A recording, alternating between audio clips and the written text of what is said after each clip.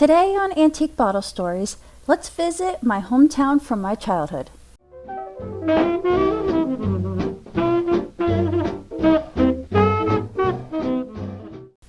Today's story is about John Blaufuss. He was born in Germany in 1866 and he emigrated to America in 1884. He settled in a little town of Riverside, New Jersey. On this document, it actually states which ship he came over on and that he became a citizen about 6 years later, in May 1890. This is a passport document from 1895. He was heading back to Germany to return shortly. On this document, it also states that he makes cigars, so he hasn't started the bottling business yet. I imagine he started bottling right after he got back, because in the 1900 census, he is married to Frida, and they have their first kid, William. His occupation now is bottler, so somewhere between 1895 and 1900, he starts this bottling business. His business is on Taylor Road in Riverside, New Jersey, and he also lived on Taylor Road for most of his life. So while I tried to Google his address of 317 Taylor Road, I found out that he lived right there. He lived in the house part that's connected to the brewery. Here's a picture of the plant whenever he put it up for sale. And look at the roof. It's the same roof. I tried to get the same angle. You can see the other piece of the building is gone now. There's nothing written about him, so I had to piece together a story based on documents found on Ancestry.com. So now we're up to the next census, 1910. His son, William, is 14 now, and he has a new son, Edward, who's 4. And John is still bottling, and he specifically says he's bottling liquors.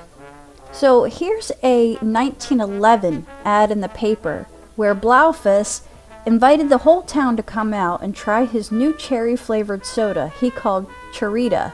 And I just realized that his wife's name is Frida, and this is cherry soda, so it's probably Cherry and Frida, Charita.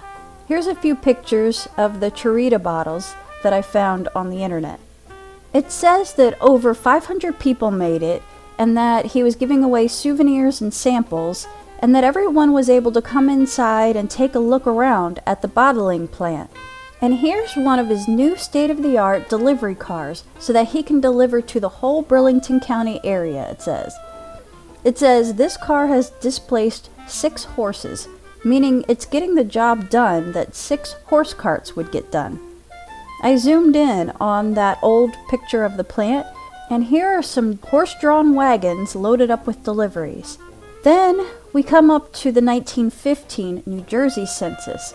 John is still bottling and distributing liquors, and now his 19-year-old son, William, says that he's working as a chauffeur.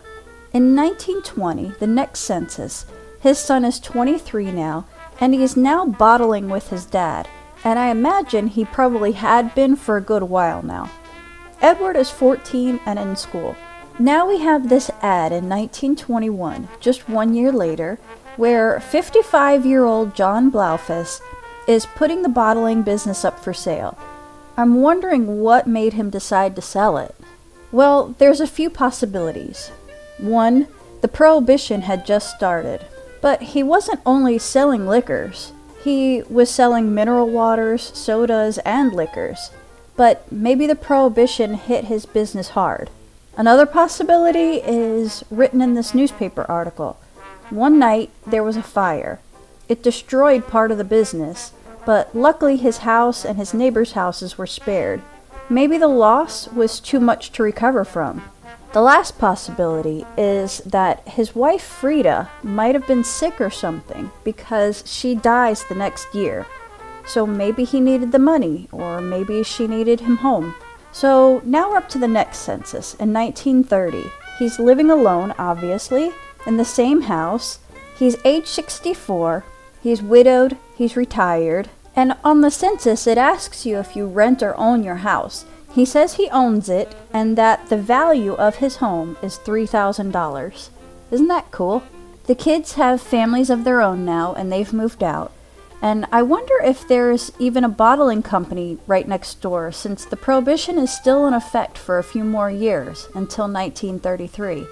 It might be empty over there, I don't know. So now we're up to the 1940 census, and he's 74 now. Sadly, he's been living alone for about 18 years. He mentions on this census that 8th grade was the highest grade in school that he completed. John Blaufuss died January 1st, 1944, age 77. His son William was a private in the Army in World War I. He married, had a few kids, and he worked as a truck driver. He died in 1960. His other son Edward was a metal worker. He married and had at least 5 kids, and he died in 1966. Sometimes I like the stories of the regular Joe. I mean, there's usually a lot more written in history about the ones who become millionaires, and it's always cool to see where they come from to where they ended up, but sometimes we just gotta remember the regular working stiff, the ones without all the fanfare. Just a regular guy, raised a few kids, worked his butt off, and probably lived a fulfilling life. I'd like to hope so. This bottle is pretty, isn't it? It's got nice script. I purchased this one from eBay because Riverside, New Jersey holds a special place in my heart from my childhood. So this bottle is most likely a soda bottle, but I suppose it could have had beer in it. This is an old blown in the mold. You can see the seam ends here. You can see how the glass has streaks that go horizontally after that, which means that the blower then blew the glass in the mold, then he had to stretch the glass to form the neck, and then he had a tool in his hand that as the bottle was spun, he'd stick the tool in, and then it would make the opening uniform, and then while it's still spinning, a blob of glass was added and formed at the top. This is called a lightning type clamped closure. I go into more detail about this type of closure in one of my other videos titled Nickels and Nippins. The clamp still functions perfectly. I found online that the porcelain top of this clamp would have looked like this, but my paint is rubbed off. The porcelain topper says patented September 1897 on it, but that's when it's patented, not necessarily when it was made. I would say that this bottle dates right around 1900, give or take a few years. I know I'm weird, but when I hold old bottles in my hand, I always try to picture who drank out of this bottle 100 years ago. Someone's lips were actually on this bottle, drinking the bubbly beverage inside. What were they doing while they were drinking this? Were they laughing with friends? Were they sitting down, putting their feet up after a long day of work? On a lunch break? In this case, it says this bottle is never sold. That means that the bottling company owned the bottle. So when you were done drinking it, you were to take the bottle back so that it could be cleaned and reused. So in this case, several lips could have touched this particular bottle. Over 100 years, this bottle could probably tell some stories. And that's all I've got for today. We'll see you next time. Thanks for watching.